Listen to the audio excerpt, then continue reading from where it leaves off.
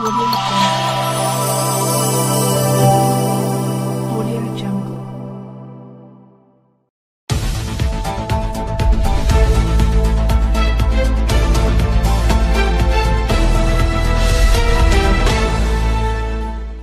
Anantapuram urban నియోజకవర్గంలో స్వచ్ఛాంధ్ర స్వచ్ఛ దివస్ కార్యక్రమం చేపట్టడం జరిగింది.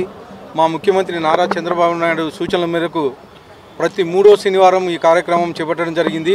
కానీ ఈ మంత్లో ఈసారి వినూత్నంగా 20 ఏళ్ల యువకుడు ఎలాగైతే ఆలోచిస్తున్నాడో మా నారా చంద్రబాబు నాయుడు గారు ముఖ్యమంత్రి వర్యులు 75 ఏళ్ల వయసులో కానీ ఇలా ఆలోచిస్తున్నాడు. దేనికంటే ఈ వేస్ట్ అనేది ఇంతవరకు ఎవరు ఊహించని విధంగా ఈ వేస్ట్ని కలెక్ట్ చేయడం జరుగుతూ ఉంది. ఈ వేస్ట్కి ఇక్కడ మున్సిపల్ ఆఫీస్లో ఒక ఇది పెట్టడం జరిగింది. అలాగే అనంతపురం అర్బన్ నియోజకవర్గంలో కలెక్టర్ ఆఫీస్లో, అలాగే ఏపీఎస్పీడీసీఎల్ ఎస్సీ ఆఫీస్లో, అలాగే కమలానగర్లో ఒక 5-6 సెంటర్లు ఈరోజు పెట్టడం జరుగుతూ ఉంది. దీన్ని ప్రజలు ప్రతి ఒక్కరూ ఉపయోగించుకోవాలి. ఏదైతే ఈ వేస్ట్ మన ఇంట్లో వేస్ట్గా ఉందో దాన్ని తీసుకొచ్చి ఇక్కడ ఇస్తే త్రిపుల్ ఆర్ మోడల్లో దీన్ని యూజ్ చేయడం జరుగుతుంది. అంటే రీసైక్లింగ్ కానీ, లేకపోతే రీయూజ్ కానీ, రీప్రాసెస్ కానీ చేసి దీన్ని మళ్ళీ వాడుకోవడం జరుగుతూ ఉంది. దీన్ని అనంతపురం నగర ప్రజలు ఖచ్చితంగా ఆలోచించాలి. దీని గురించి ఎక్కడైతే మన గత ఏళ్ల తరబడి నుంచి ఇండ్లలో గాలి పెట్టుకొని ఉంటారు, ఏం చేయాలో తెలియక అదంతా తీసుకొచ్చి మీరు ఇక్కడ మున్సిపల్ ఆఫీస్లో కానీ లేకపోతే మిగతా సెంటర్లో కానీ వేసేసి యూజ్ చేసుకోవాలని చెప్పేసి తెలియజేస్తున్నాను. అలాగే ఈ వేస్టే కాకోకుండా మన అనంతపురం ఇప్పుడు ఈ గత 10 నెలల్లోనే చాలా మార్పు చెందింది. ముఖ్యంగా శానిటేషన్ విషయంలో శానిటేషన్ ఎక్కడ చూసినా కానీ క్లీన్ చేయడం జరుగుతూ ఉంది.